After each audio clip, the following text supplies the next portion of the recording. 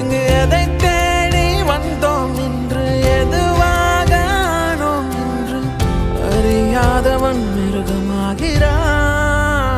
நான் யார் இறைவா, விடைத்தாய் இறைவா.